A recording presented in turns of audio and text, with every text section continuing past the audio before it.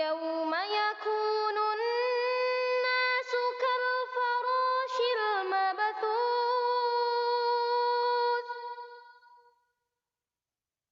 وتكون الجبال كالعهن المنفوش فأما من ثقلت موازينه فهو في عيشة راضية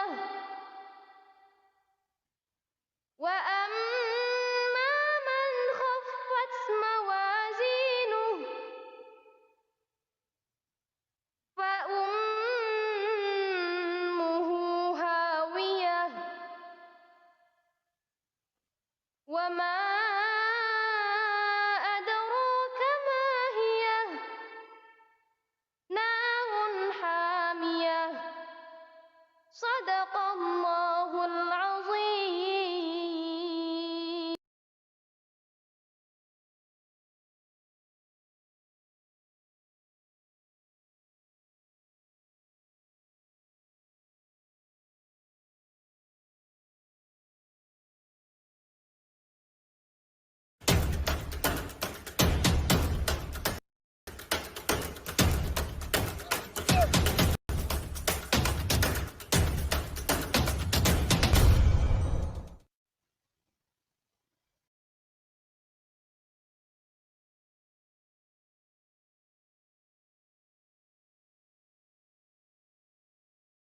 أعوذ بالله من الشيطان الرجيم.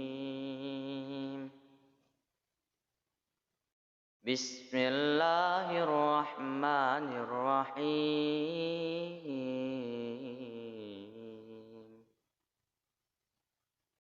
والضحى والليل إذا سجى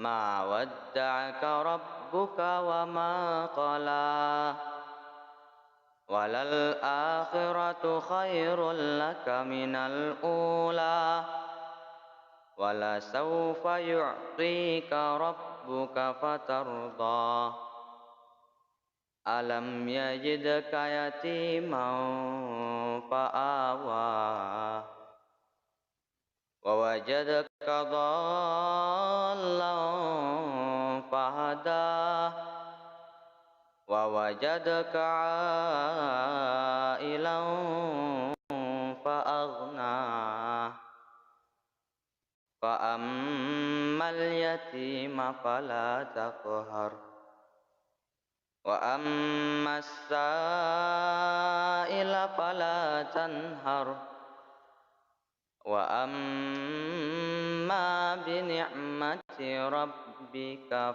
فحدث صدق الله العظيم.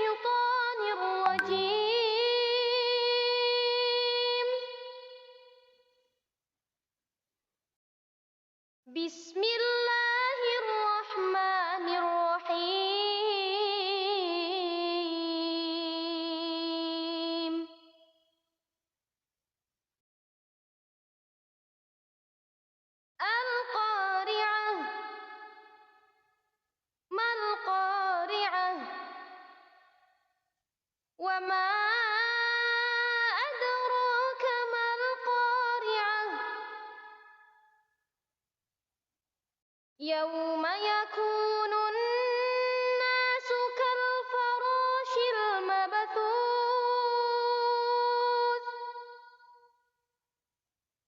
وتكون الجبال كالعهن المنفوش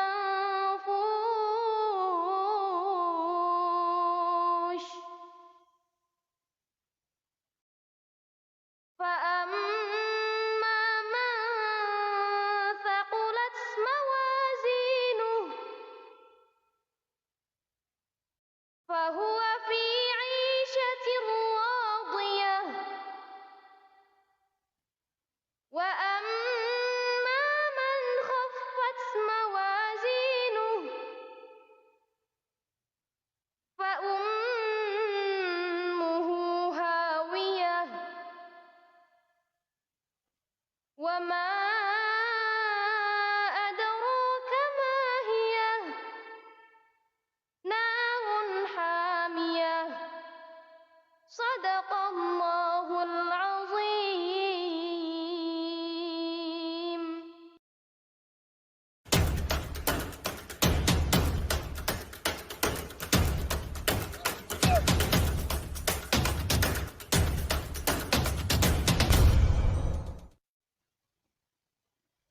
أعوذ بالله من الشيطان الرجيم. بسم الله الرحمن الرحيم.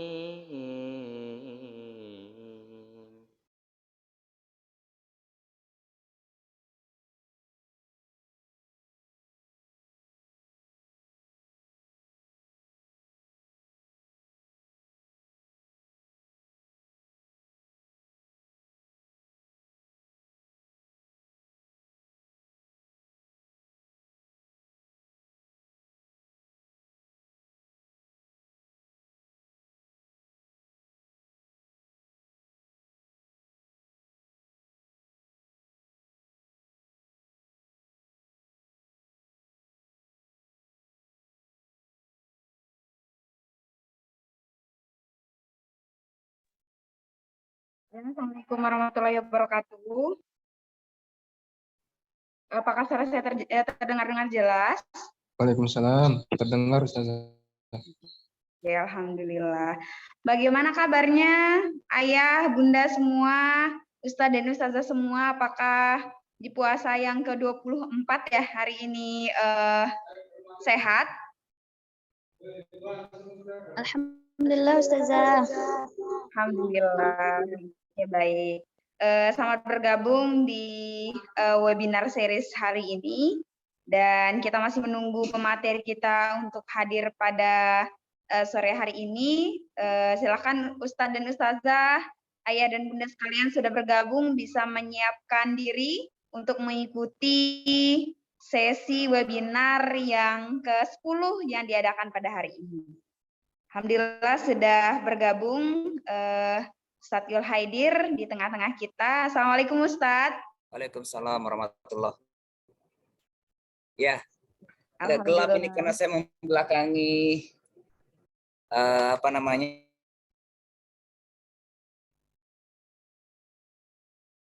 kaca di masjid ini. Oh, iya Ustadz. Oke.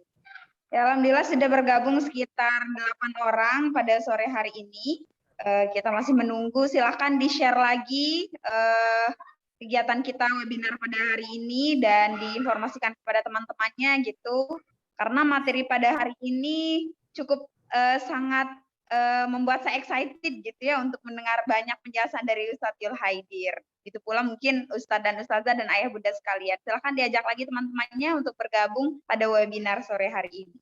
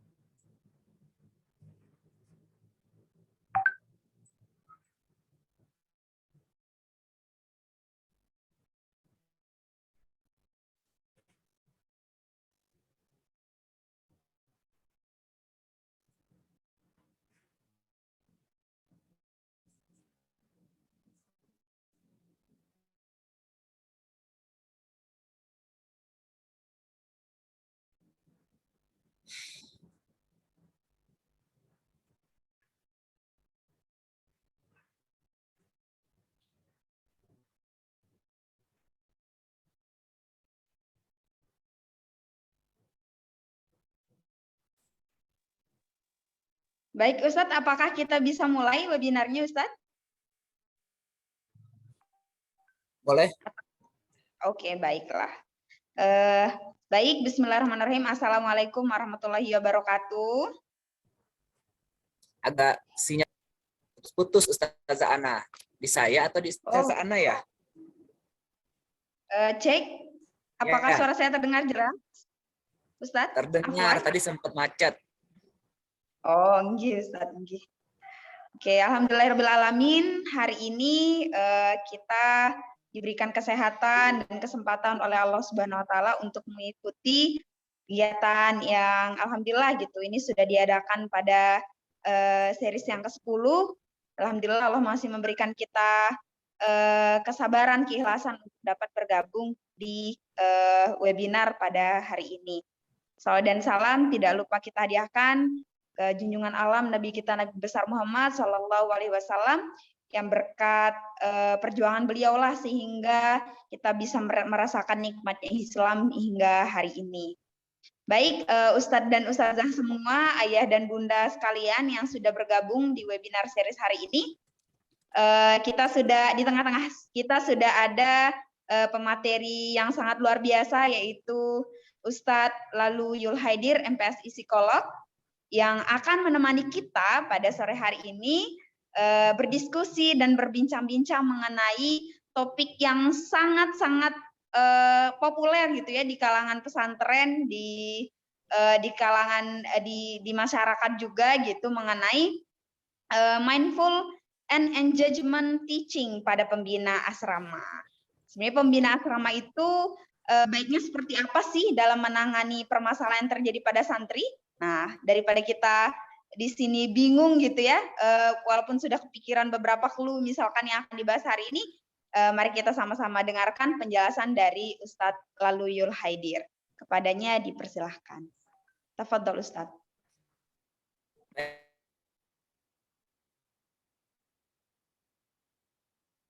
Baik, terima kasih Ustazah Ana. Ya, nampaknya tadi Ustazah Ana belum membuka ya dengan doa ya. Mungkin saya membantu Ustazah Ana untuk kita lengkapi majelis kita agar ada keberkahan, agar mendapatkan keberkahannya pada sore hari ini dengan sama-sama melafazkan Al-Fatihah ya. Bismillahirrahmanirrahim. Alhamdulillah.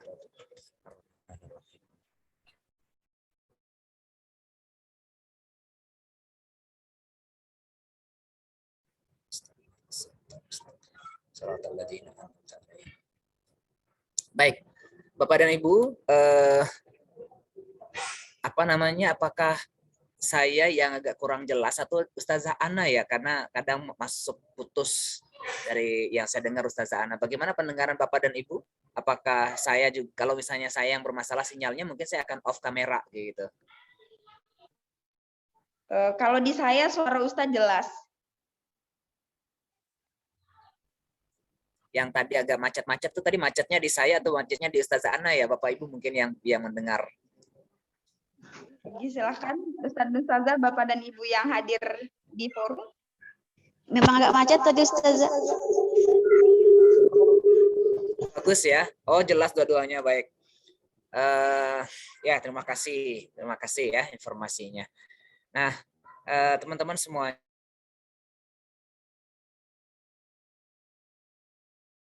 Bapak dan Ibu, pada kesempatan Allah Ta'ala kita bisa hadir di hari ini ya, masih di 10 hari terakhir Ramadan, sisa-sisa terakhirnya, dan ini adalah Ramadan yang mudah-mudahan menjadi Ramadan terbaik kita. Kita mengorbankan banyak hal untuk beribadah ya, mendapatkan banyak juga kebaikan insya Allah.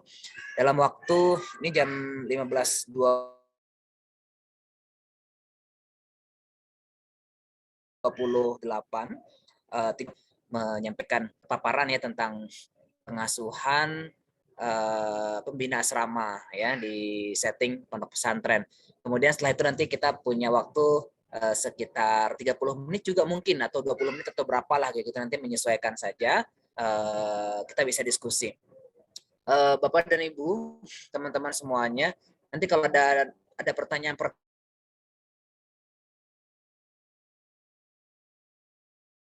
nanti pertanyaan nggak harus menunggu saya selesai materi, paparan materi juga dipersilahkan, boleh di kolom chat ataupun mungkin raise hand, nggak apa-apa ya.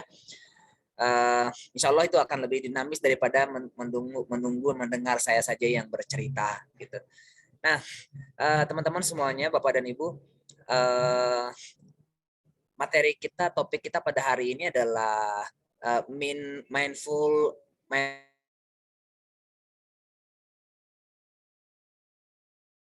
teaching ya, mindful teaching, dan ini orang menyebut dengan istilah pembelajaran bermakna kayak gitu ya, atau kegiatan yang bermakna kayak gitu. Ini juga tidak lepas dari kajian-kajian mindfulness ya, yang populer di kalangan apa ya, untuk intervensi klinis ya, kasus-kasus klinis juga sangat populer, dan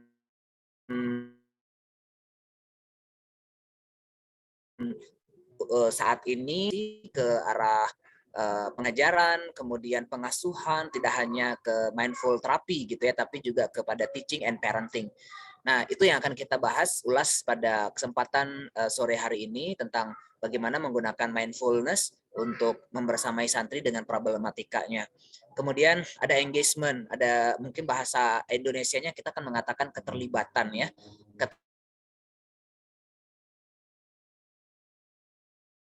Keterlibatan orang tua, keterlibatan guru di dalam membersamai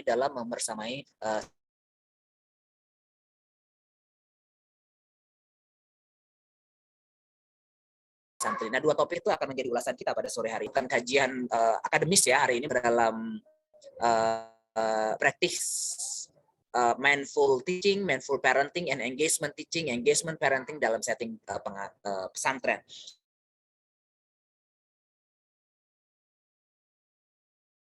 Nah, Bapak Ibu, di sini ini ya materi kita. Bismillah ya, semoga materi hari ini bisa mengantarkan kita untuk memberikan pengasuhan terbaik kita kepada peserta didik ya, terutama santri, sebagai landasan, sebagai dasar pijakan bahwa kita menjalankan amanah, sebagai wujud kita menjalankan amanah sebagai khususnya pembina asrama ya, khususnya pembina asrama atau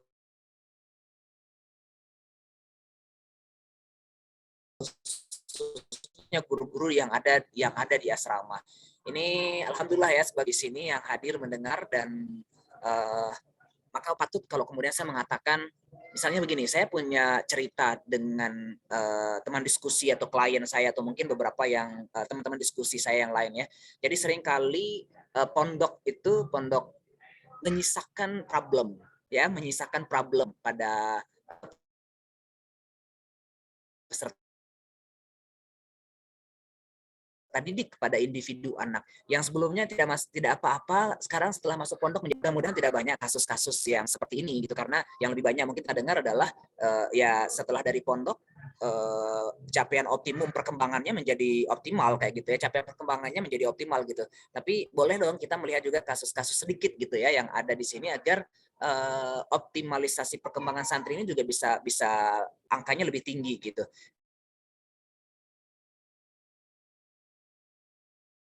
Nah, jadi dan siapa berkontribusi terhadap permasalahan adalah guru dan pembina asrama khususnya gitu ya. Maka kita yang berkontribusi di dalamnya gitu ya, teman-teman semuanya.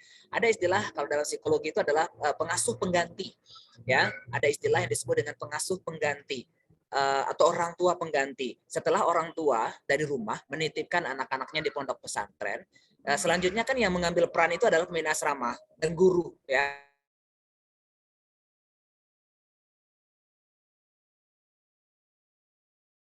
Pembina asrama dan guru, terlebih kalau mungkin secara umum di boarding school atau ya, tapi kalau di Cahaya Bangsa khususnya kami ya di Cahaya Bangsa itu tidak membatasi, tidak membuat gap antara peran guru dengan pembina asrama, jadi porsinya harus sama, meskipun tidak bisa ditutup mata bahwa pembina asrama itu tuntutannya lebih besar gitu, perhatiannya harus lebih besar gitu, walaupun saya mengatakan bahwa guru yang ada di sekolah Cahaya Bangsa ataupun pembina asrama yang ada di Cahaya Bangsa itu tidak ada gap, semuanya punya tanggung jawab yang sama, kualitas waktu yang sama. Saya juga tidak bisa menutup mata bahwa pada realitasnya kenyataannya adalah pembina asrama yang lebih besar Ini yang sulit untuk kemudian saya pribadi memposisikan gitu ya, bagaimana ya melibatkan guru-guru agar engagement-nya lebih tinggi gitu ya kepada santri. Nah itu lain kajian yang lain ya. Nah sehingga kemudian kita bisa fokus hari ini adalah pembina asrama. Kontennya adalah pembina asrama. Adapun kalau misalnya nanti guru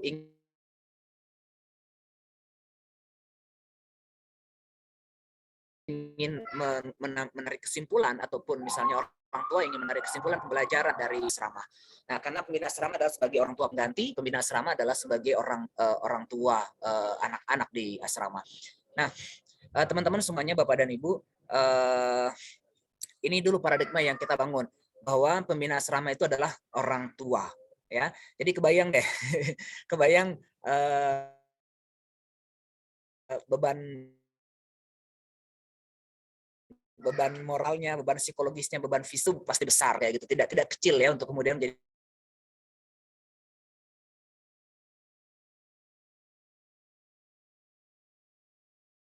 pembina asrama itu tidak kecil. Orang saya saja ya. Nah, stres itu yang dilimpahkan kepada pembina asrama sekarang. Ya, pembina asrama tidak, kan dia belum punya anak ya, belum punya anak. Jadi dia secara real experience-nya, pengalamannya belum kuat gitu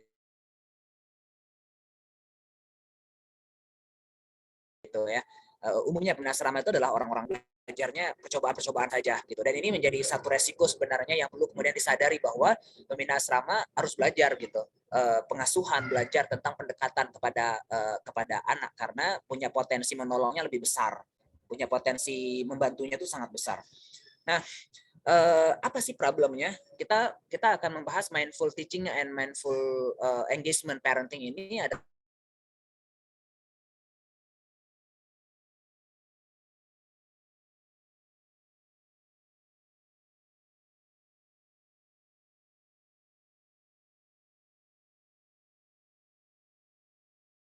adalah dikhususkan untuk ya kemarin kita udah bahas lah ya, kita umum pembina asrama tanganin santri yang berpacaran itu menjadi tekanan juga gitu ya, kemudian bolos misalnya, burn out, keluar dari pondok, tidak betah di pondok, kemudian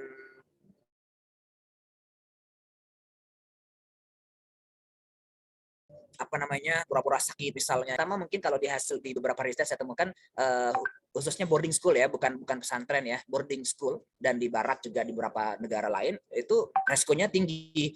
Ada bahkan istilahnya sindrom boarding syndrome. Nah, jadi sampai ada istilah seperti itu karena ada gangguan-gangguan yang muncul dari boarding. Tapi itu di luar, tidak di kita.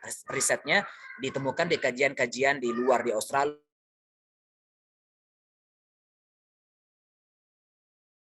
di Amerika, di Cina, di India, kayak gitu ya, boarding, kemudian kecemasan. Kalau saya pribadi membersamai anak-anak, mungkin ekstrim kasus-kasus di boarding itu adalah self-harm atau melukai diri sendiri, anak-anak remaja yang melukai diri sendiri, atau mungkin yang tertinggi adalah kecemasan ya, kecemasan obsessive compulsive disorder.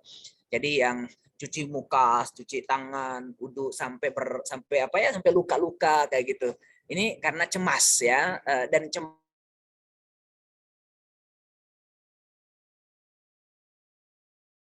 itu hadir di setting pondok pesantren atau mungkin dengan sex deviation gitu ya, penyimpangan seksual. Nah itu sudah kita bahas kemarin tentang menjaga fitrah seksual santri di pondok pesantren. Nah problem-problem ini yang cukup menyita perhatian ya, terutama kalau saya pribadi nih sebagai pembina asrama, pernah menjadi pembina asrama dan membersamai pembina asrama yang membuat saya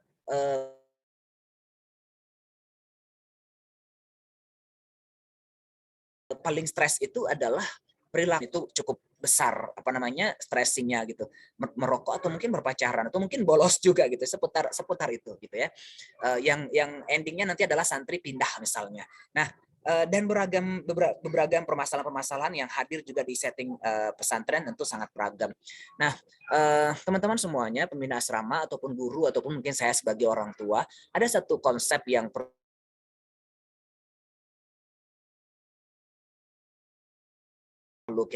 bisa kita pahami terkait dalam membersamai anak-anak yang bermasalah. Ada disebut dengan transfer kongruen dalam psikologi. Transfer kongruen ini adalah saya sebagai pembina asrama mendeliver perasaan saya, misalnya saya punya masalah, saya bawa juga ke asrama. maka kemudian permasalahan saya dari rumah yang saya bawa ke asrama itu menyebabkan saya tidak netral, menyebabkan saya menjadi tidak optimal dalam mendidik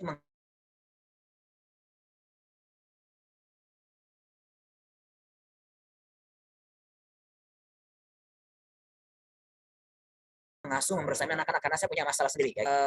Permasalahan saya pribadi dalam kondisi ini akhirnya kita tidak menjadi netral, kita menjadi tidak objektif memandang sebuah permasalahan. Jadi kita menilai anak berdasarkan menilai santri pembina asrama itu menilai berdasarkan kondisi psikologis saya. Nah kita harus hati-hati di situ. Kita tidak bisa bebas dari kondisi ini karena memang kita juga punya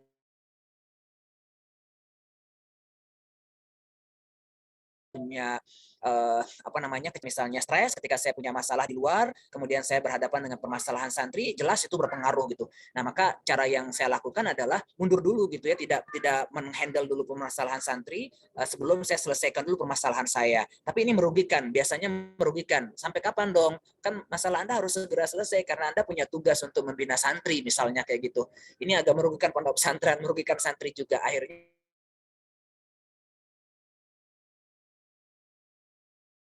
Dituntutlah pembina asrama di situ berdiri dengan kalau dalam psikologi juga ada disebut dengan unfinished business. Jadi ada yang belum selesai dengan diri saya terhambat untuk membantu santri misalnya. Saya terhambat untuk membantu siswa saya karena dia yang belum selesai dengan diri saya. So, saya harus selesaikan diri saya dulu misalnya. Nah, ini teman-teman semuanya transfer kongruen. Jadi hati-hati karena kita akan mentransfer nilai-nilai pribadi kita ketika kita membantu santri.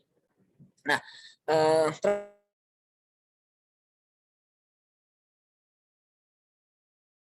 transfer congruence ini atau nilai-nilai kita itu memberikan empati, mendominasi santri, memberikan power santri, ataukah kemudian saya memahami dia. Contoh gini, misalnya yang saya pernah alami sebagai manusia biasa kayak gitu ya, sebagai seorang pembina asrama mungkin atau sebagai seorang guru mungkin gitu ya, pernah terjadi begini, pernah dialami begini.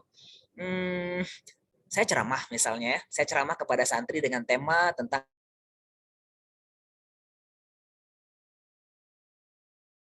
ikhtilat ya, tema tentang dan lain sebagainya, adab lawan jenis berkali-kali misalnya ya, sampai 5 kali misalnya ceramah tentang tema itu. Tapi kemudian dan itu di bulan Agustus misalnya. Nah, di bulan Oktober ternyata banyak santri yang melanggar gitu. Banyak santri yang melanggar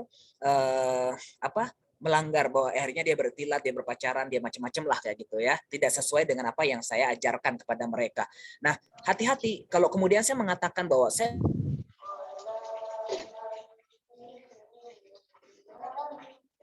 kan dulu pernah mengajarkan kepadamu, saya kan dulu pernah ceramah kepadamu bahwa tidak boleh melakukan buat kita tidak netral. Nah, kita sebagai seorang guru seringkali berada pada kondisi seperti ini. Kalau kita seperti itu, kita tidak netral, akhirnya kita memaksakan bahwa apa yang pernah kita ajarkan harus bisa ditransfer, harus bisa diimplementasikan oleh santri kita. Padahal nggak semuanya. Mungkin dari 100 orang yang mendengar, 80 saja yang bisa tidak berpacaran, itu kan bagus gitu ya. Nah,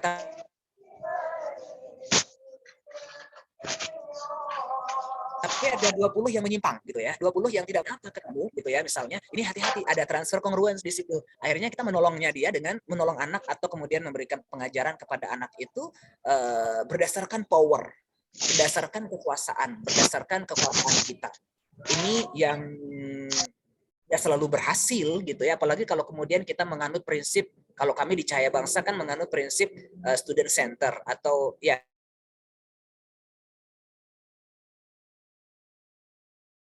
student center, children center, bahwa ada perubahan jika tidak dikehendaki dan tidak sungguh-sungguh oleh anak-anak. Meskipun dalam sisi yang lain ya Rasulullah SAW juga mengajarkan bahwa ubahlah sesuatu keburukan itu dengan kekuasaan yang kamu miliki. Mungkin di situ adalah levelnya adalah kekuasaan dan levelnya adalah lisan gitu.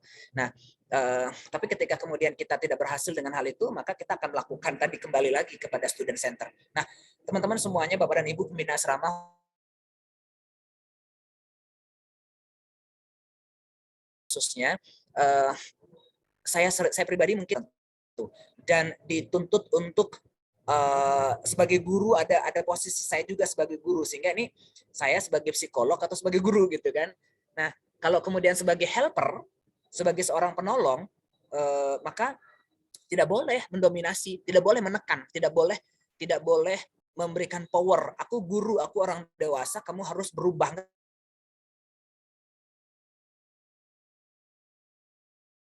boleh. Tapi kalau prinsip-prinsip etik psikologi saya nggak diperbolehkan seperti itu. Ketika klien misalnya datang kepada saya, kamu harus berubah karena bla bla bla. Nah, jadi bingung di situ. Nah, saya ingin mendeliver ini kepada teman-teman pembina asrama bahwa ada saatnya kita kemudian mungkin akhirnya ada di tengah-tengah kali ya, ada di tengah-tengah, yaitu antara menekan santri untuk berubah dengan menetral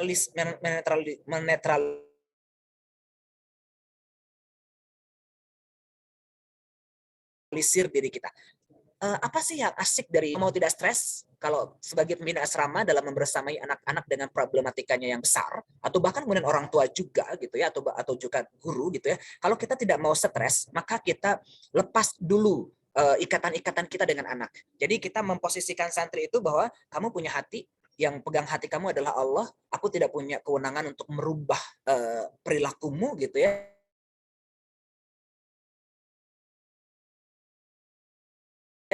Yang punya kewenangan itu adalah Allah ya gitu. Maka kondisi ini bindak. Jadi ada Allah yang memegang hati dari anak-anak kita, misalnya santri. Ada dia sendiri yang memegang hatinya gitu, yang kemudian mengatur perubahan itu adalah pada dirinya sendiri. Nah, ini akan membuat kita lebih nyaman dibandingkan dengan kita menghubungkan bahwa kok kayak anak-anak nggak dengar kata-kata saya, dia tidak lagi menghargai saya, dia tidak lagi memandang saya sebagai pembina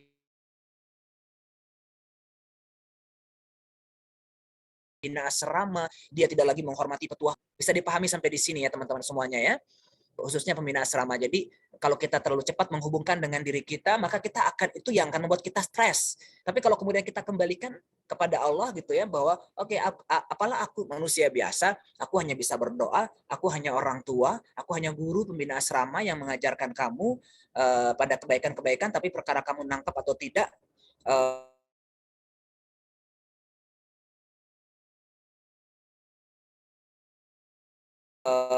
itu adalah kewenangan, adalah terutama untuk hal-hal yang sifatnya mungkin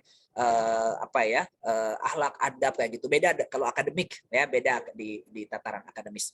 Nah, ini dominasi. Jadi menghindari peran dominasi atau peran kontrol atau peran menekan yang terlalu besar. Tapi yang kita bangun adalah empati, yang kita bangun adalah pemahaman, yang kita bangun adalah penerimaan terhadap kondisi santri.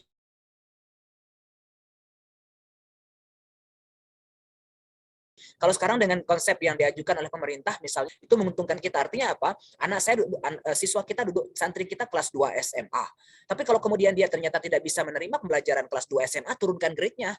Ajarkan dia pelajaran-pelajaran anak kelas 2 SMP, dan itu boleh gitu kan. Itu juga diatur di dalam peraturan pemerintah yang mengikat ritme pendidikan kita. Itu sebenarnya menguntungkan kita teman-teman semuanya.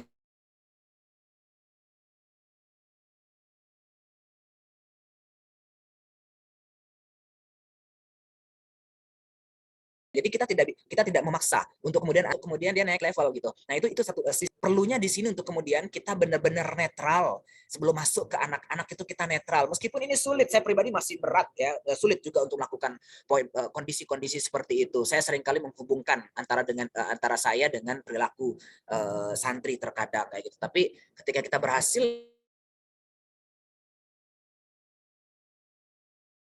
itu akan untung juga buat kita. Nah, kemudian ya apakah kemudian menerima atau menolak kayak gitu. Menerima atau menolak. Penerimaan itu tanpa syarat ya. Penerimaan itu tanpa syarat.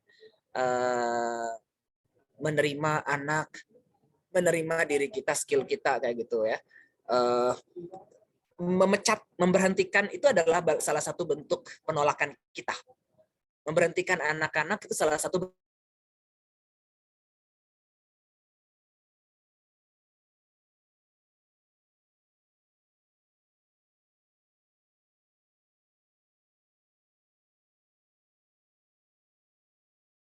untuk penolakan kita.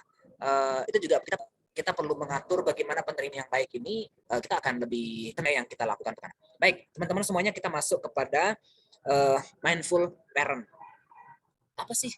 Bagaimana, kapan pembina asrama dikatakan mengasuh mendidik dengan mindfulness?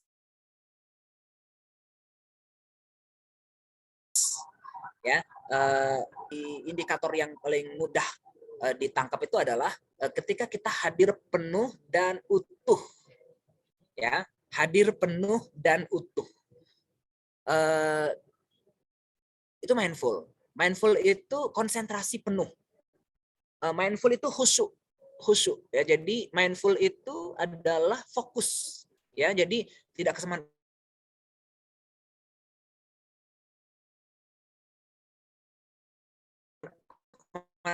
Kalau kemudian kita sholat ya ketika saya sedang berdialog dengan Allah, berkomunikasi dengan Allah, it's mindful. Begitu. Jadi kita tidak melakukan hal-hal yang lain. Ya, tapi kalau misalnya membersamai santri sambil ngobrol dengan santri, kita sambil WA misalnya, it's not mindful. Ya, sambil berbicara dengan anak, tapi kita pikirannya entah kemana-mana kayak gitu, nggak fokus kepada pribadi anak itu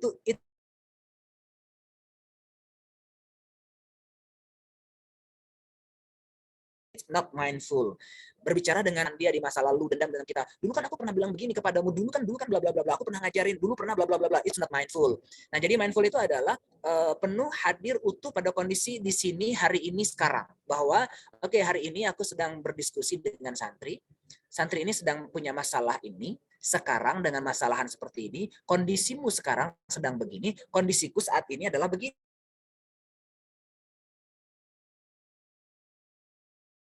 Ini aturan yang mengikat kita adalah seperti itu dalam kondisi here and now, dalam kondisi hari ini dan saat ini. Nah, ini fokus juga itu adalah bagian dari mindful.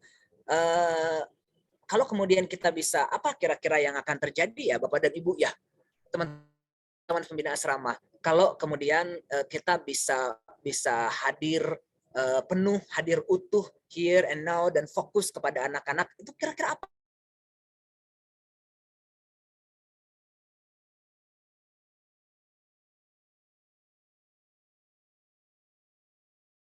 yang akan terjadi dengan pengasuhan kita, dengan pendampingan kita. Jadi kita tidak sambil kalau saya pribadi misalnya sambil download jurnal gitu ya untuk ngerjain disertasi saya misalnya, atau sambil saya balas chatting teman gitu, saya akan terganggu karena pecah konsentrasinya, pecah perhatiannya, pecah semuanya, menuntut di HP, menuntut di WA, menuntut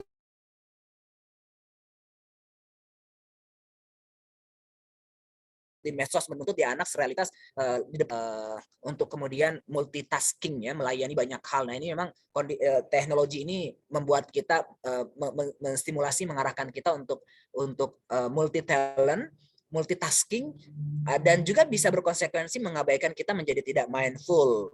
Ya, jadi mengerjakan banyak hal dalam satu waktu. Berhati-hatilah kita dengan ketika melakukan hal itu. Itu akan mengancam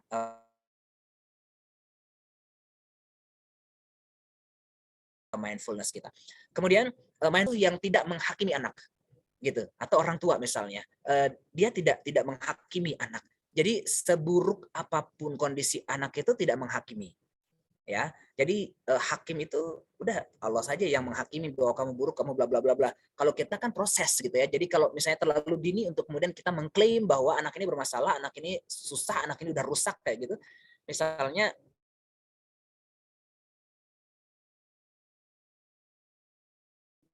mungkin tidak buru-buru ya. Hati-hati kita juga kalau terlalu menghakimi dan tidak mindful ini, itu meningkatkan stres kita.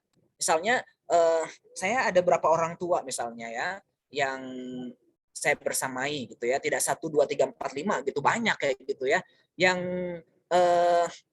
orang tua itu tidak berhasil melihat progres baik pada anak. Yang dia mudah melihat adalah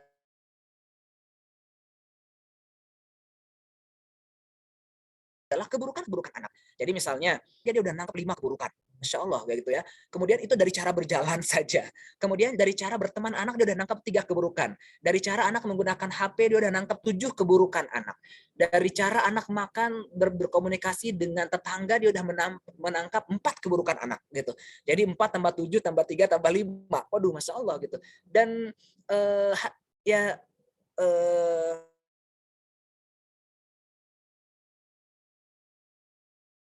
sedih kita kalau kemudian kita sebagai orang tua hanya menyuruhkan anak, tapi tidak melihat ada progres yang dilakukan oleh anak, hal-hal positif yang dilakukan oleh anak gitu.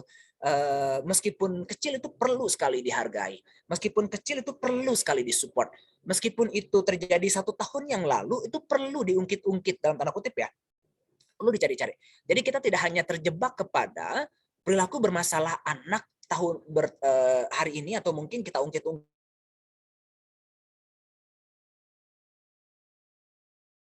sedikit saja gitu. Tapi kita juga hal-hal yang positif karena itu supportnya terhadap energi kita, energi positif yang kita miliki. Kalau kita terkonsentrasi di menghakimi anak ya, maka ini akan membuat kita tidak berdaya, seolah-olah kemudian anak saya adalah 100% bermasalah. Tapi padahal enggak juga gitu ya, dalam setiap keburukan itu terselip ada kebaikan selama dia masih beriman gitu kan.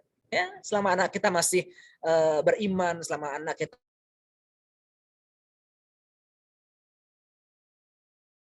masih sholat gitu apalagi gitu ya, pasti itu adalah untuk mencarinya. Nah ini jadi mindful parent itu adalah tidak menghakimi ya. Jadi pembina asrama jangan buru-buru menghakimi santri.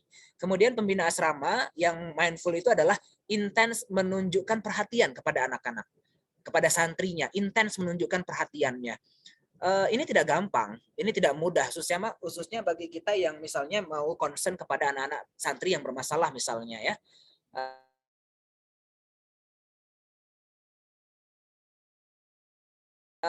Kita kenal istilah, saya pernah kayaknya nesis itu mengamati perkembangan anak dari hari ke hari, dari waktu ke waktu, ya.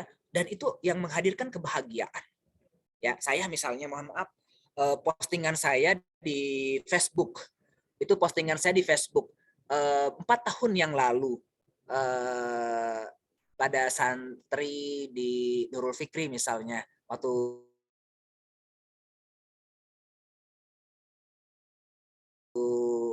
mungkin di sini guru-guru kenal dengan Donan.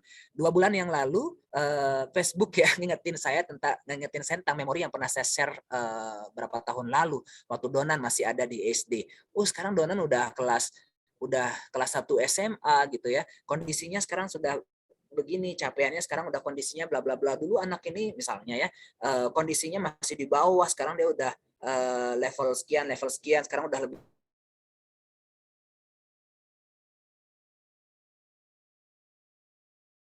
baik. Itu salah satu bagian hari ke hari, dari waktu ke waktu, dan capaian-capaian positif itu membuat kita berbahagia gitu, membuat kita bersyukur bahwa masya Allah ya, saya pernah membersamai mereka dengan pernah hadir dalam kehidupan mereka, dan berdampak ya, kehadiran saya sebagai guru mereka itu ternyata bisa juga berkontribusi meskipun sedikit atau banyak, itu bukan urusan kita.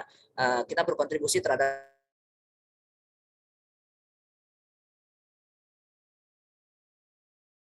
kebaikan mereka misalnya, itu membuat kita ini bisa menjadi bentuk wujud kita menunjukkan perhatian kepada anak-anak.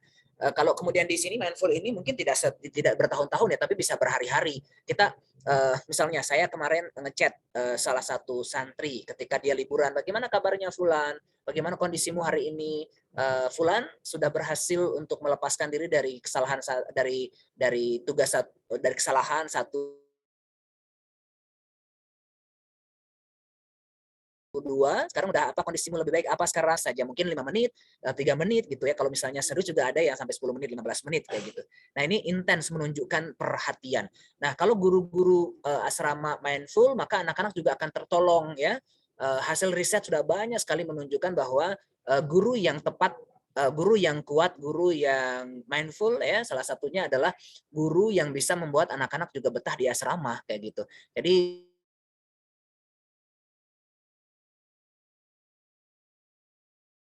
hati-hati juga bagi kita yang pembina asrama, jangan santri, kita juga yang berkontribusi karena kita ditakuti, karena kita ditolak, karena kita tidak menyenangkan gitu buat mereka, akhirnya malas ketemu sama pembina ini, pembina itu kayak gitu, mendingan aku keluar aja lah dari pesantren misalnya. Nah, hati-hati, mudah-mudahan kita terlindung dari itu gitu ya, sehingga kita yang berkontribusi terhadap keburukan anak gitu. Nauzubillah min dzalik. Nah, ini kita intens menunjukkan perhatian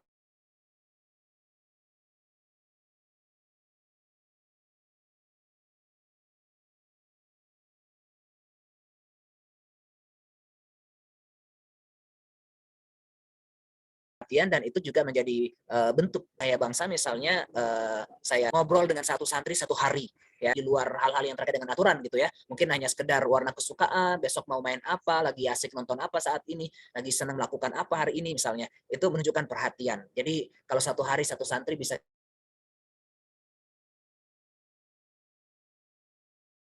kita sapa itu Masya Allah itu juga maka kemudian memiliki kesadaran tinggi terhadap anak. Ini juga mindful parent. Dan Bapak Ibu ini juga tidak hanya dilakukan oleh pembina asrama tapi juga oleh orang tua gitu ya. Ngobrol dengan anak, menunjukkan perhatian kepada anak itu juga bisa terus dilakukan, bisa terus saya lakukan gitu ya. Melihat perkembangan anak ya dan memiliki kesadaran yang tinggi terhadap anak gitu. Jadi misalnya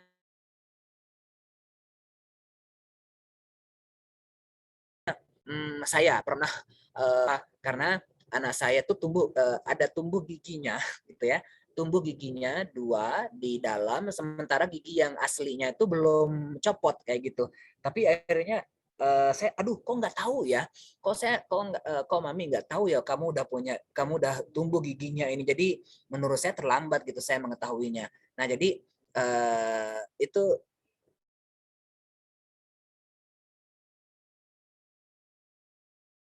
saya kan monitoringnya akhirnya kurang tuh, tidak memonitor komprehensif Bapak dan Ibu. Kita tidak hanya monitoring mana yang jerawat, berapa jerawat yang tampak kayak gitu, tapi gigi aja yang tersembunyi itu kita monitoring gitu ya. Itu yang fisik. Bagaimana dengan psikologis? Bagaimana dengan psikologis ini juga monitoringnya harus besar. Ya, dan itu adalah baru kemudian kita pembina asrama dikatakan atau orang tua dikatakan mindful ketika kita memiliki kesadaran yang tinggi apa yang berubah pada anak saya gitu ya. Apa yang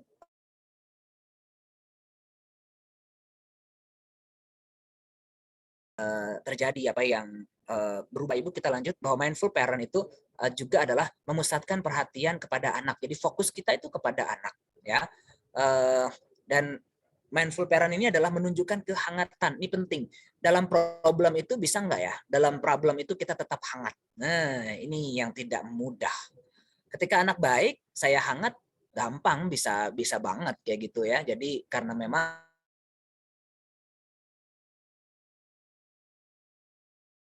tidak ada stresnya gitu ya, tidak ada stresnya. Tapi kalau kemudian anak-anak bermasalah, begitulah mindful parent. Kalau kemudian kita bisa menunjukkan kehangatan dalam segala situasi, it's mindful parent.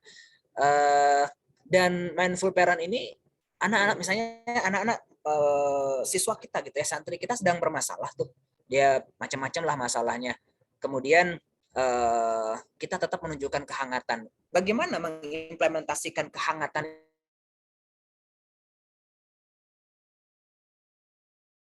ini Bapak dan Ibu?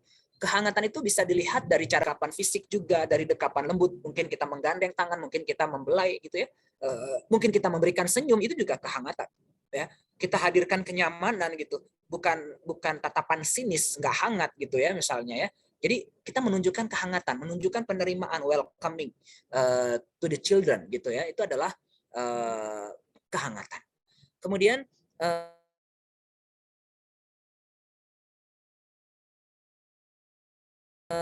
pembina asrama juga perlu untuk aktif dalam konflik. Ini Masya Allah gitu ya. Dituntut melakukan proses pengkajian yang matang. Teman-teman semuanya, khususnya mungkin guru-guru atau pembina asrama di Cahaya Bangsa, atau semua kita yang ada di sini hari ini hadir. Tren sekarang pendidikan atau tren guru sekarang ini adalah menghandle teaching by evidence based.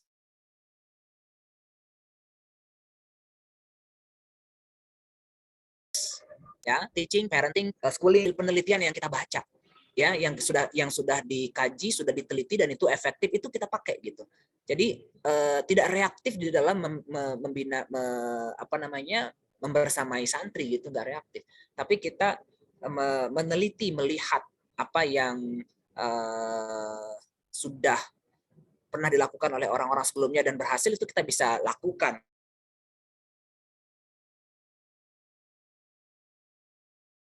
Ya, baik itu mungkin yang udah mutlak kebenarannya gitu kita pakai kayak gitu ya. Jadi dan kita tidak reaktif di dalam mengelola konflik anak-anak. Jadi melalui proses pengkajian yang matang sampai akhirnya kemudian anak ini harus diskors, itu nggak muncul 1 hari 2 hari. Anak ini harus dipulangkan, kembalikan ke orang tua juga, orang tua terlebih dahulu misalnya, nggak 1 hari 2 hari, tapi melalui proses yang panjang observasinya,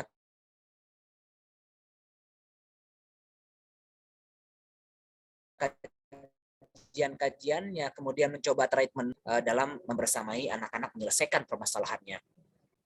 Mindful ini untuk penerapan disiplin ya tadi beberapa mungkin sudah kita sebutkan, tidak reaktif, harus bangun kesadaran, fokus kepada tujuan dari pengasuhan. Nah ini penting sekali nih, fokus kepada tujuan pengasuhan, fokus kepada tujuan pembelajaran. Jadi kita tidak terlalu boleh mungkin menggerakkan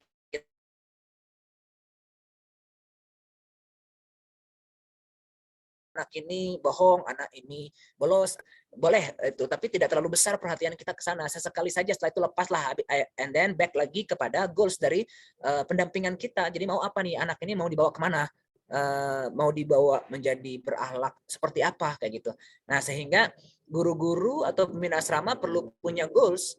Anak ini mau dibawa kemana? Karena kalau nggak ada goalsnya, kalau nggak ada tujuannya, akhirnya terlalu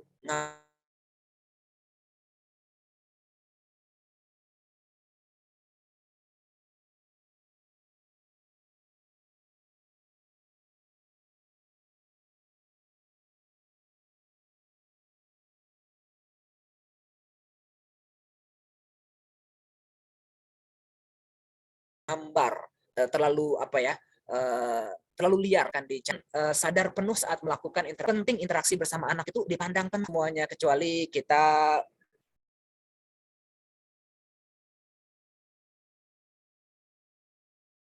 memberikan hati kita, ya. Mungkin guru atau orang tua yang memilih mengabaikan anaknya. Setelah anaknya tidak mau mendengar, santri tidak mau mendengar, ya udah abaikan saja dia, biarkan dia urus dirinya sendiri. Nah, itu kita tidak mindful ya. Tapi kalau kemudian kita mindful adalah kita memandang penting ya, interaksi, proses, kita menolong, membersamai, mengembangkan anak-anak itu adalah proses yang penting. Dan hal yang membuat kita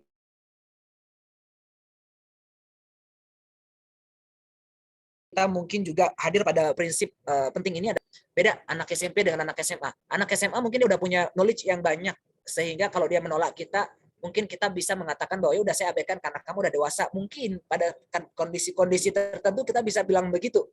Tapi kalau pada anak SMP nggak sepenuhnya benar, karena terkait dengan pengetahuan mereka yang kurang, ya, kognitif mereka yang kurang, inisiatif mereka yang kurang,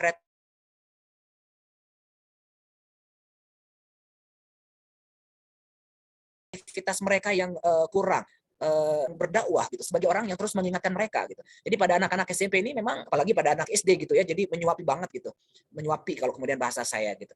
Nah tapi kalau ada anak yang sudah dewasa, remaja, beranjak remaja akhir kayak gitu ya, anak-anak SMA, dia udah punya konsep berpikir yang lebih banyak dibandingkan dengan anak SMP.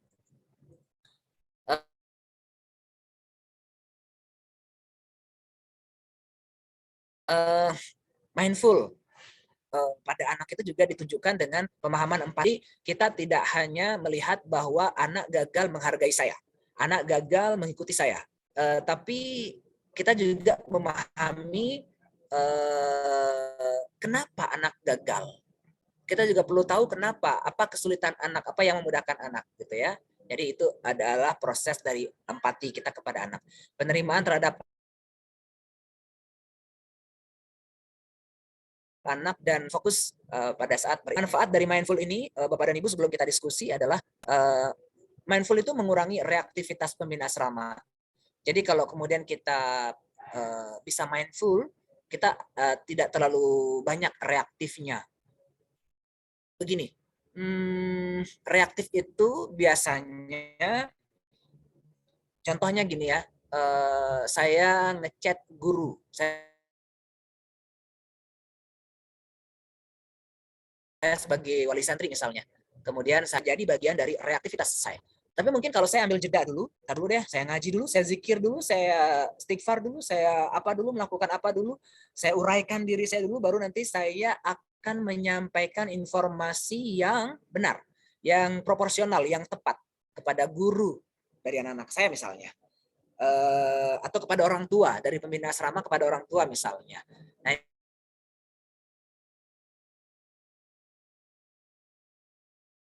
ini kurangi reaktivitas, karena biasanya reaktif itu timasi yang keluar dari reaktivitas kita itu nggak murni, nggak kemurniannya nggak bagus gitu. Apalagi misalnya kita ngechat hapus lagi, chat hapus lagi, hapus lagi. Jadi semakin banyak yang kita hapus kan berarti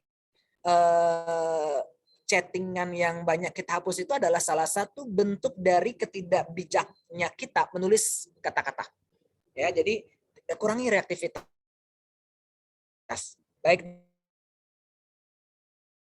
dalam bentuk tulisan ataupun mungkin lisan. Tingkatkan kesabaran kita sebagai pembina asrama, kita akan bisa lebih fleksibel menghadapi problem-problem santri yang beragam, lebih tanggap dan konsisten dalam pengasuhan santri juga, ya. Dan pola asuh kita lebih sesuai dengan nilai-nilai dan tujuan dari pengasuhan yang kita bangun, ya. Pembina asrama, Bapak dan Ibu guru, dalam setiap episode pendampingan kita bersama dengan anak perlu ada goal. Sekali lagi ini perlu saya sampaikan, bertahan. Tujuan itu yang membuat kita bertahan. Kita mau apakan anak ini? Ya sama kayak misalnya kalau guru-guru kan bikin RPP, ya rancangan pembelajaran, program pembelajaran. Ada tujuannya juga dan itu yang membuat dia bertahan ada dalam kelas, masuk terus gitu ya. Walaupun kemudian ada santri yang bolos dan lain sebagainya, tapi dia bertahan di tujuan pembelajarannya harus terdeliver gitu. Nah kita tujuan pengasuhannya pada setiap episode pendampingan dengan anak itu apa?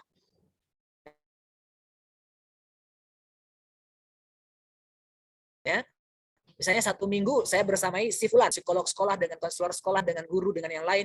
Ini 1 minggu. What is your goal in 1 week gitu? Apa tujuannya dalam 1 pekan itu gitu? Pengasuhannya ini perlu kuat. Bapak Ibu ada 2 slide lagi tentang engagement, ya, engagement parenting, engagement teaching. Engagement ini adalah ketika seorang pembina asrama, guru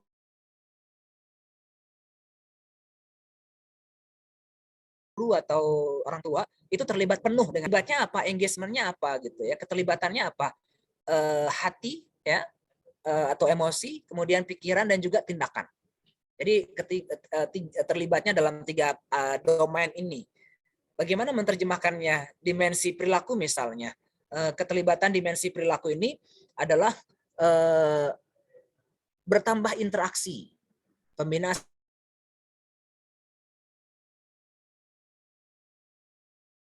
asrama dengan santri yang bermasalah itu, berpartisipasi, ada keterlibatan, kita mengurus anak-anak, itu adalah perilaku.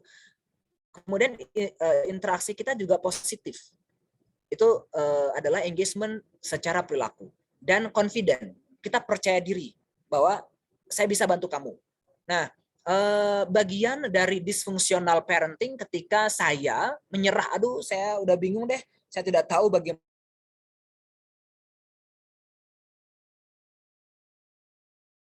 cara saya lagi menolong kamu, saya udah atau juga masuk kategori dysfunctional parenting. Nah, jadi orang tua yang tidak percaya diri, pembina asrama yang tidak percaya diri dan menyerah, tidak mau membantu santri lagi, itu ya kita perlu terus menguatkan diri gitu ya.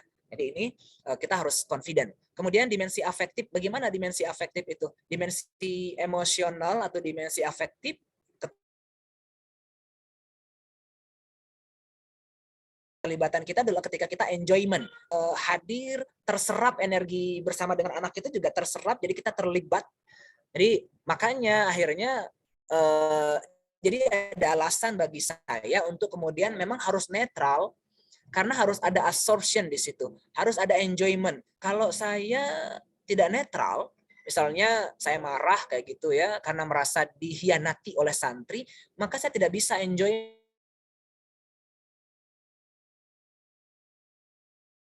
Tapi kalau kemudian saya memandang bahwa ini adalah misalnya ini adalah orang-orang yang aku bina dan aku membina dia, maka aku lebih sabar gitu ya, lebih lapang gitu. Sehingga dengan itu saya bisa enjoyment, saya bisa menikmati.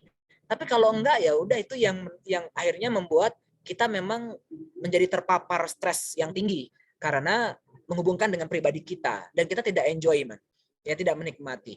Kemudian dimensi afektif ini juga adalah positive interaction bersama dengan santri. Ada interaksi yang positif. Bagaimana interaksi yang positif ini ya? Menyebut nama, manggil nama, memberikan senyum, mengucapkan salam, menyapa, ya dengan baik. Kita coba lihat cara Rasulullah Shallallahu Alaihi Wasallam dalam berinteraksi secara positif kepada seorang anak Yahudi yang meludahi dia, ya selalu meludahi dia kayak gitu. Kemudian kok nggak ada yang ludahin lagi? ya, Rasulullah SAW datang menolong kayak gitu ya. Jadi kita tidak akan pernah bisa menjalin positive reaction, positif interaksi dengan anak kalau kemudian ada negative thinking. Ada barrier, ada gap.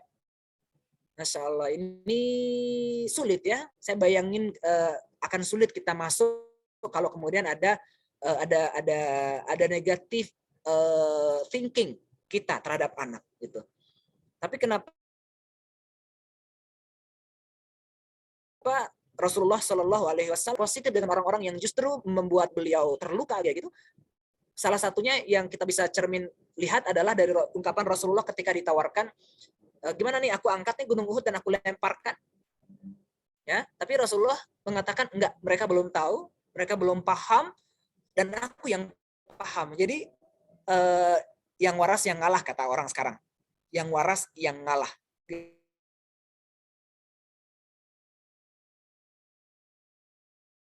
Itu kata orang sekarang ya. Nah, jadi mereka belum paham, ada goalsnya juga untuk kemudian bertahan. Dan ungkapan Rasulullah Shallallahu Alaihi Wasallam juga adalah mungkin kalau dia tidak ikut, anak cucunya nanti akan ikut aku kayak gitu. Kalau kemudian ini dihabiskan sekarang, anak cucunya juga nggak akan mengikuti. Nah, jadi ini subhanallah ya. Jadi ada jangkauan panjang ke depan ya. Akhirnya saya kadang berpikir begini,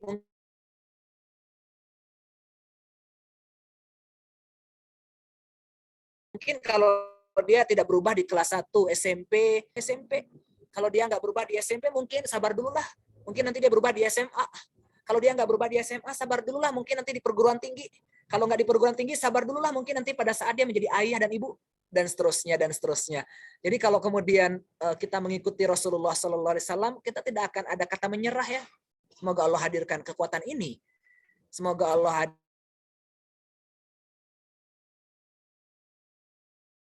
hadirkan kemampuan ini pada diri saya pribadi sebagai orang tua, sebagai apapun peran kita, sehingga kita membuka ruang perubahan untuk anak-anak kita, menerima mereka. Subhanallah ya. Jadi termasuk misalnya kemarin mungkin ada satu pengalaman menarik juga di kami di Cahaya Bangsa gitu ya, ketika kemudian ada permasalahan kita udah memberikan hal yang positif tapi anak-anak menerjemahkannya negatif. Ya udah, kita buka ruang lagi ya. Saya maafkan kamu, maafkan aku juga ya gitu ya.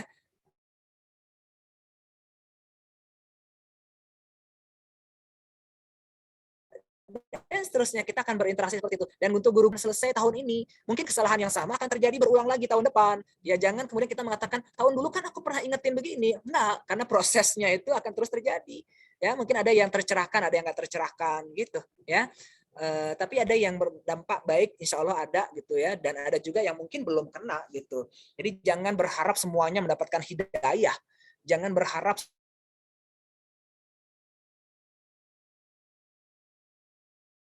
semuanya akan tercerahkan gitu. Kalau kemudian secara siklus normal salah ya 5-15% itu pasti ada. Jadi jangan pernah mengharap zero semua anak baik, enggak ya. Enggak bisa, itu enggak bisa karena itu hukum alam juga. Jadi ada 5-10%, 5-15% anak-anak yang bermasalah. Ya sebagian besarnya memang sekitar 70% ya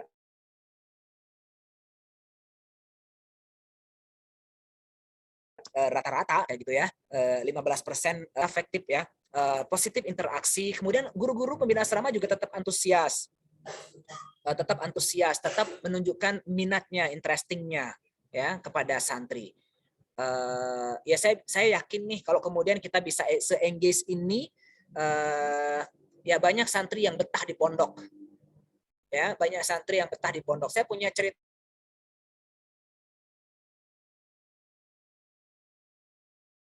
menarik ya, cerita bagus dengan teman diskusi saya. Nah, anak saya ulama yang paham Al-Quran. Salah satu wadah untuk itu adalah pesantren kayak gitu. Salah satu wadah untuk itu adalah pesantren. Nah, dan saya juga sedih akhirnya ketika kemudian beliau bercerita bahwa sekarang pupus sudah harapan saya dengan pondok pesantren. Jadi anak saya sudah tidak lagi di pondok. Jadi sedih gitu ya. Jadi sedih seolah-olah kemudian tidak ada lagi harapan untuk kemudian anaknya menjadi ulama kayak gitu.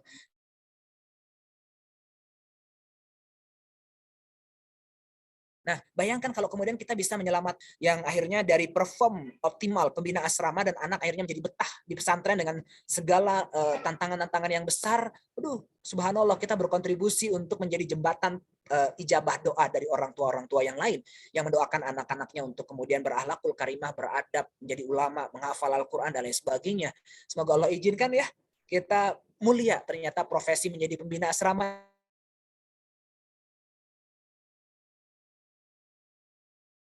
ini mulia ternyata menjadi profesi doa dan mimpi-mimpi baik. Banyak sekali orang tua di luar sana yang berharap pesantren menjadi jawaban dari doa-doa mereka. Terakhir, dimensi kognitif. Dimensi kognitif ini adalah ketika pembina asrama, orang tua atau guru itu memiliki positive perception dengan anak dan memiliki keyakinan yang tinggi bahwa saya bisa menolongmu, aku bisa mendampingimu, paling enggak aku bisa mendampingimu gitu. Kalau nggak menolong ya mendampingi gitu, karena yang dampingi gitu ya. Kemudian self regulation, hati-hati. Kita juga manusia biasa, punya emosi ya. Saya pernah misalnya ada pembina asrama yang mengatakan begini, kalau saya dibolehkan memukul di sini udah saya tempeleng anak ini.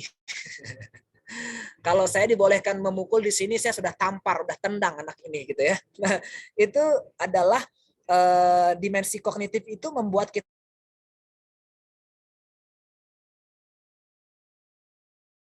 kita menjadi meregulasi diri kita. Akhirnya apa? Kita nggak perlu menampar, kita nggak perlu menendaskan permasalahannya.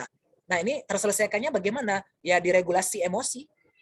Orang tua diregulasi emosi saya sebagai pembina asrama. Dan regulasi emosi ini sangat cepat. Perubahannya itu dalam hitungan detik, Bapak dan Ibu. Dalam hitungan detik. Itu kalau kemudian kita nggak siapkan diri, ya kita bisa selalu saja berkata kasar setiap kali anak berbuat buruk.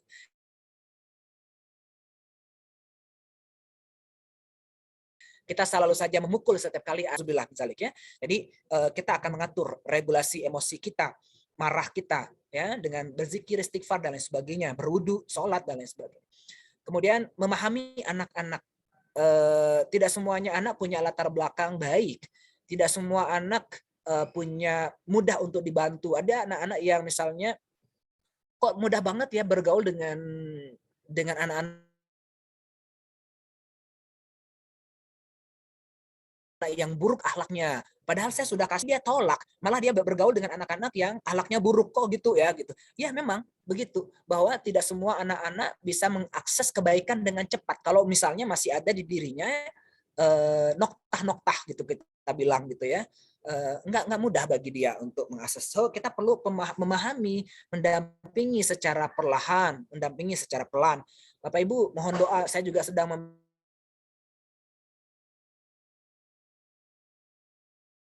bersamai anak sekarang santri yang ini sulit menyerah gitu ya, untuk udah balikin aja ke orang tuanya gitu, tapi mohon doa supaya saya bisa kuat ya, bisa terlibat, bisa memahami anak ini, bisa mengikuti ritme anak ini sampai akhirnya nanti kita bisa membantunya seperti kita bisa membantu anak-anak yang lainnya gitu. Nah, jadi understanding itu dengan pemahaman. Kemudian terus belajar dan konsentrasi yang tinggi ya, terus belajar dan konsentrasi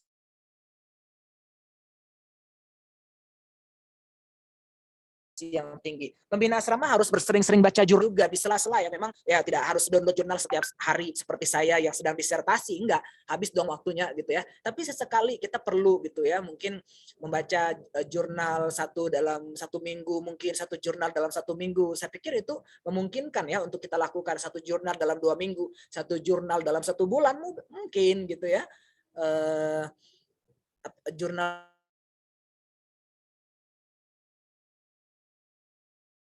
Jurnal yang terindeks Scopus ya, jurnal ini bagus untuk kemudian kita terus belajar berilmu, sehingga dengan ilmu yang kita miliki banyak anak-anak yang terbantu, banyak anak-anak yang tertolong ya, dengan profil pembina asrama yang mindful dan pembina asrama yang engagement, yang terlibat penuh dengan santri-santrinya, khususnya kalau hari ini kita berbicara santri yang bermasalah,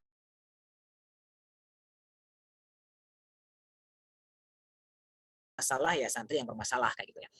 Difahami apa yang saya sampaikan? Silahkan. Jika ada yang perlu didiskusikan, kita masih punya waktu sekitar 10 menit. Assalamualaikum warahmatullahi wabarakatuh.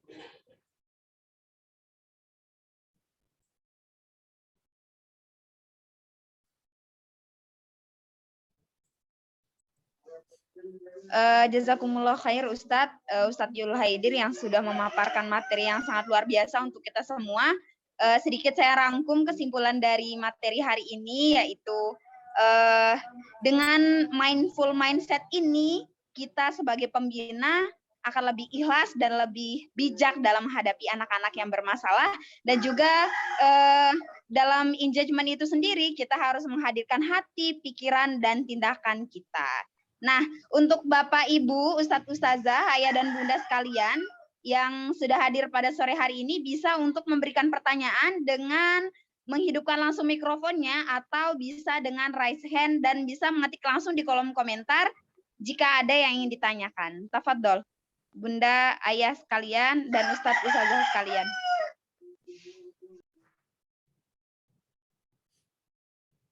Atau boleh raise hand, kalau langsung misalnya lebih cepat juga boleh ya. Raise hand. Betul, Ustadz, boleh. Ya. Silakan Ayah Bunda. Silakan bisa langsung untuk raise hand atau atau bisa juga lewat kolom chat, tidak apa-apa.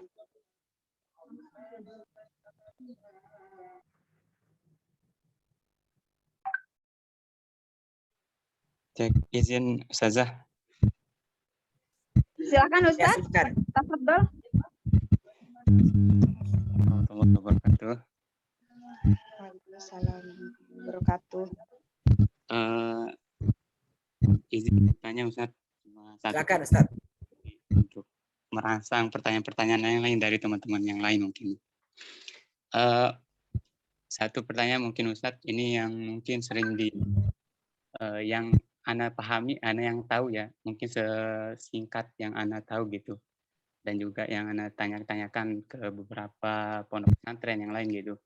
Kadang di beberapa pondok pesantren itu kebanyakan mungkin survei Ana yang sedikit atau yang salah mungkin. Kebanyakan yang bermasalah itu yang laki-laki gitu. Nah, mungkin kira-kira ada nggak dari psikolognya atau psikis dari laki-laki dan perempuan itu perbedaannya seperti apa? Sehingga kemudian ini kebanyakan yang ditemukan itu yang bermasalah kebanyakan yang laki-laki di beberapa pondok gitu, Ustaz. Mungkin itu saja, Ustaz. Oke. Baik, terima kasih Ustadz Pendi. Coba lihat.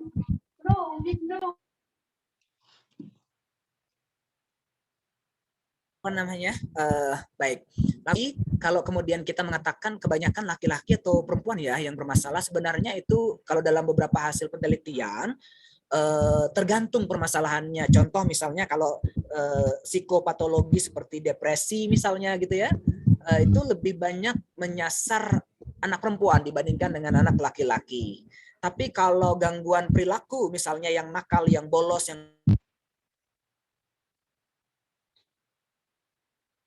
berbohong, memang iya hasil lebih banyak bermasalah dibandingkan dengan perempuan yang antisosial kayak gitu ya, yang berbohong, yang berkata kasar gitu memang lebih banyak.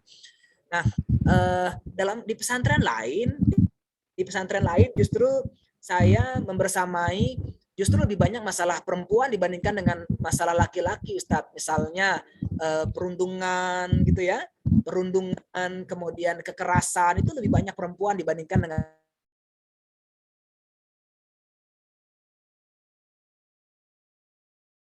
laki-laki, ada juga. Jadi ini memang sangnya tergantung. Jadi tidak bisa disimpulkan bahwa laki-laki lebih bermasalah dibandingkan dengan santriwati, gitu nggak bisa.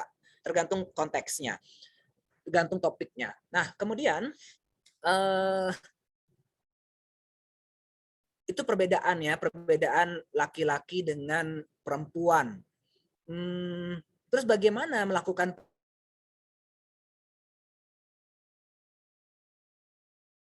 pendekatan kepada laki-laki dengan perempuan? Saya belum baca sih hasil-hasil penelitian yang kemudian beda dengan laki-laki dengan perempuan. Jadi saya mengatakan sementara adalah konsepnya sama, engagement, mindfulness ini sama pendekatannya dengan perempuan. Jadi fokus, kemudian perhatian, tidak melabel, itu tidak hanya efektif untuk anak laki-laki tapi juga perempuan gitu. Perlu juga kita berikan .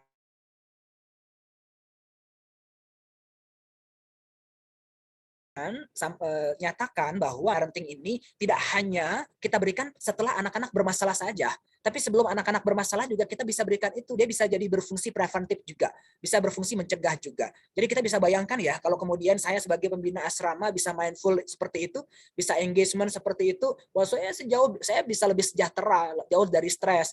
Kemudian anak-anak saya juga akan lebih nyaman bersama dengan saya, betah juga di pondok kayak gitu.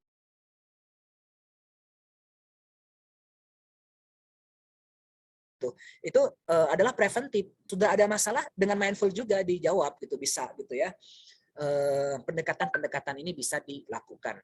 Nah, kalau misalnya kita di Cahaya Bangsa gitu ya, mungkin kalau Ustadz Pendi cenderung menemukan problem di laki-laki itu lebih dinamis ya dibandingkan dengan perempuan. Jadi, tapi jangan aman Ustazah Ana, jangan aman Ustadz Pendi. Kalau misalnya saat ini belum nampak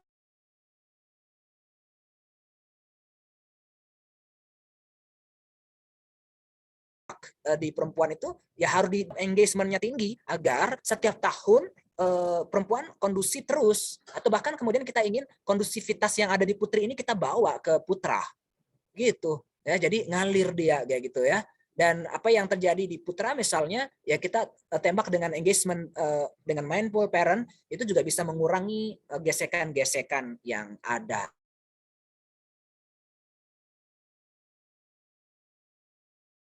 gitu ya. Nah, tapi satu hal adalah masalahan anak sepanjang zaman. Jadi setiap proses, setiap periode, setiap peristiwa itu pasti akan ada masalah. Jangan saya akhirnya berpikir begini. Kayaknya terlalu ideal kalau kemudian saya mengatakan zero problem. Nggak bisa begitu. Ya, nggak bisa, nol masalah itu nggak bisa.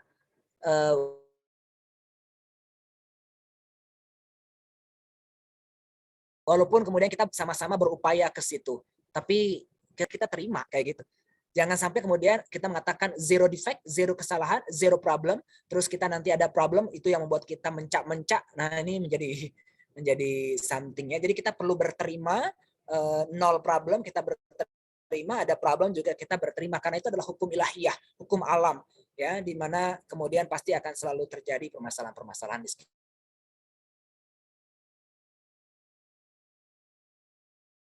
kita. Kemudian terakhir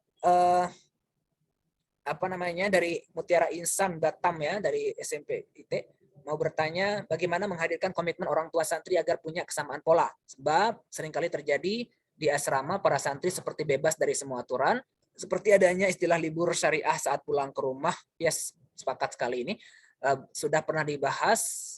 Baik.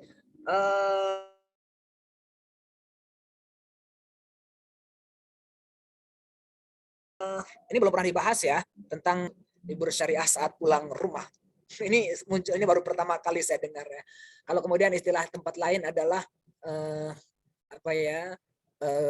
keluar dari penjara suci. Keluar dari penjara suci sehingga akhirnya dia bebas melakukan banyak hal di luar sana. Ya, itu satu hal yang juga memang menjadi perhatian kita bersama di pondok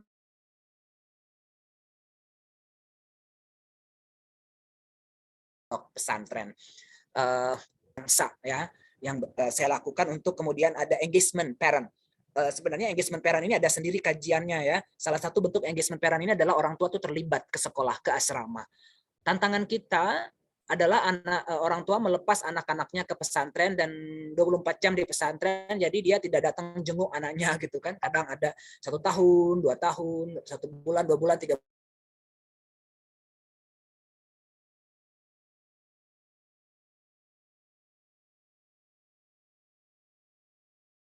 bulan dan seterusnya gitu. Itu adalah orang tua tidak engage ya. Jadi harus diajak. Teknis yang kami lakukan, tips di Cahaya Bangsa adalah parenting memang mewadahi, menjembatani, membuat sistem parenting agar pertemuan terjadi antara sekolah dengan rumah itu diwadahi, difasilitasi by Zoom atau hadir di sekolah misalnya.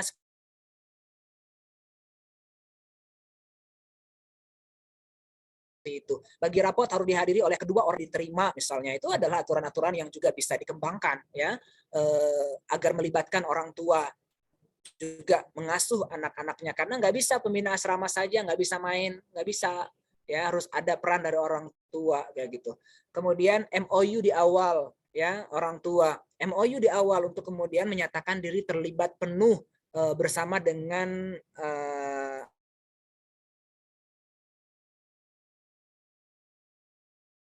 anak-anak, bersama dengan guru-gurunya. Jadi kalau misalnya angkatan 2 baharui MOU-nya, minta dia datang lagi, sekarang ada aturan baru yang perlu diikuti, orang tua terlibat. Ayo tanda tanganin ini. Itu teknis kecil-kecil tapi insya Allah ada dampaknya. Daripada tidak ada aturan sama sekali, tidak ada yang mengikat sama sekali, akhirnya orang tua tidak akan terikat. Kemudian tips yang lain, praktis ya ini ya, tips-tips praktis adalah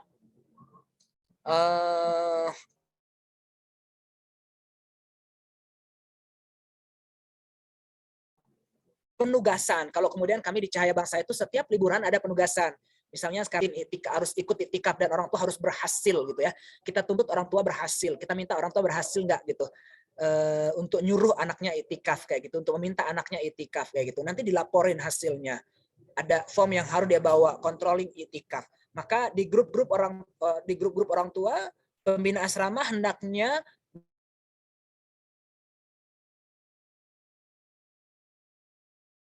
menyapa orang tua untuk kemudian memfungsikan fungsi pengasuhannya juga di rumah. Orang biasanya pembina asrama yang nakal nih, dia akan bilang begini, ayo orang tua buktikan, orang tua juga bisa pengaruhi anak-anaknya, jangan hanya nuntut pembina asrama saja yang pengaruhi anak untuk kemudian harus sholat jamaah ke masjid. Ayo orang tua bisa enggak? Kadang itu ada yang pembina asrama yang nakal begitu.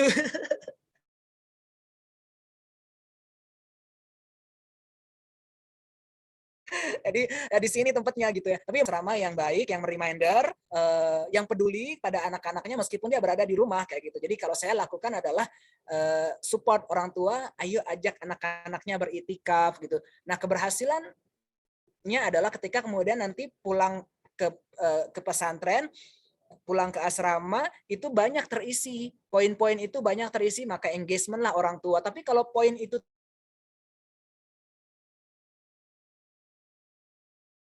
tidak banyak terisi dan terabaikan, udah libur syariah saat pulang ke rumah terjadi. Gitu, Ustazah. Ya, jadi harus ada form kontrolnya. Nanti kami bisa bagi form kontrol, boleh kami bagi, bisa dipakai gitu ya. Form kontrol liburan anak-anak itu biasanya beda levelnya antara anak SMP dengan anak SMA, beda penugasannya. Nah, bisa disederhanakan juga gitu bisa ya. Nanti kami bagi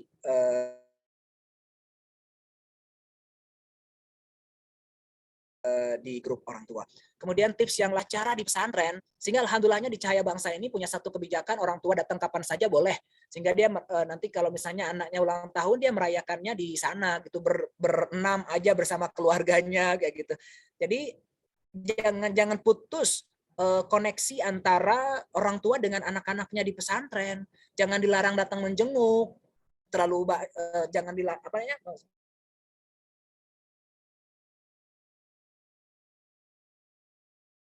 Mungkin ada yang dilarang menjenguk itu enggak, silakan, perlu mewadahi orang tua untuk bertemu dengan anak-anaknya gitu ya. Kalau saya mungkin menjadi tips praktisnya adalah silahkan kalau misalnya ada orang tuanya, ada keluarga yang mau berangkat umroh, haji dan lain sebagainya dan anak ini perlu terlibat dengan keluarganya, bawa dia pulang agar dia dekat dengan keluarganya, dekat dengan orang tuanya gitu ya. Jangan dihalang-halangi. Ya akhirnya orang tua bohong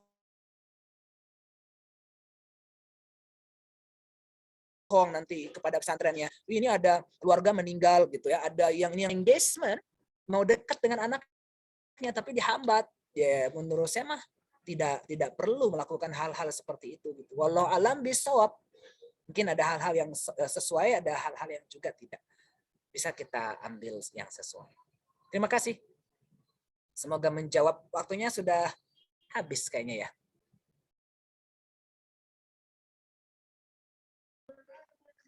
Baik, mengingat bahwa waktunya sudah cukup ya Ustadz ya untuk berdiskusi.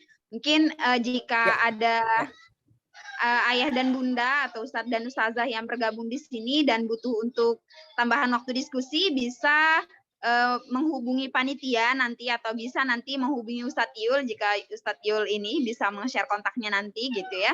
Atau bisa langsung menghubungi panitia juga.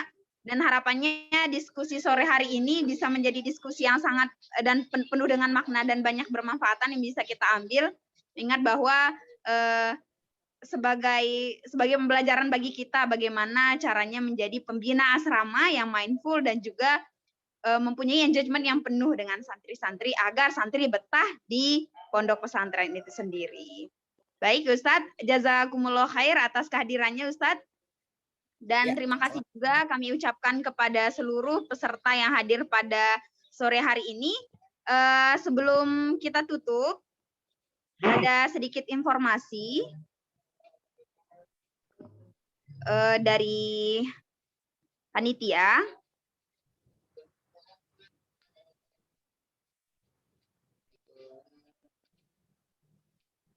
Insya Allah di SMP SMA Cahaya Bangsa masih melakukan penerimaan santri baru gelombang 3 dengan bonusnya yaitu gratis tes psikologi. Dan juga ada salah satu lembaga yang bernama Keren Lombok juga sedang membuka kesempatan untuk menjadi relawan parenting untuk generasi milenial dengan kompensasi yang pertama yaitu pelatihan update topik parenting, yang kedua pemberdayaan sebagai trainer atau konselor atau penyuluh pengasuhan, yang ketiga pengalaman dalam pengembangan komunitas, yang keempat memiliki jaringan nasional, dan juga yang kelima praktik baik pengasuhan. Nah, untuk Bapak Ibu yang di sini tertarik untuk bergabung dengan Keren Lombok, bisa mengirimkan CV dan surat lamaran kerja ke email kerenlombok@gmail.com paling lama yaitu sampai akhir bulan April tahun 2022.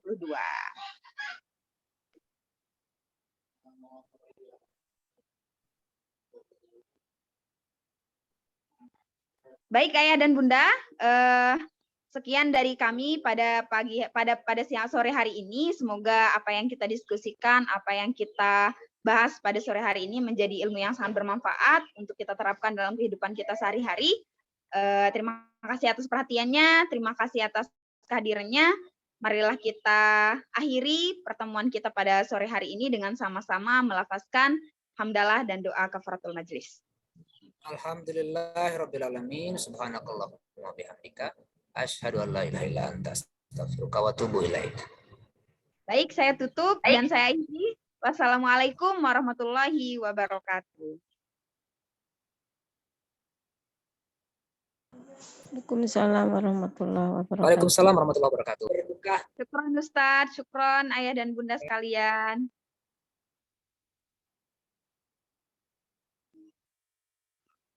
Izin live ya.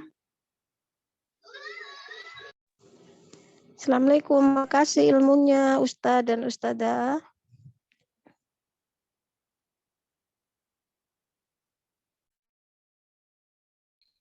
Sama-sama.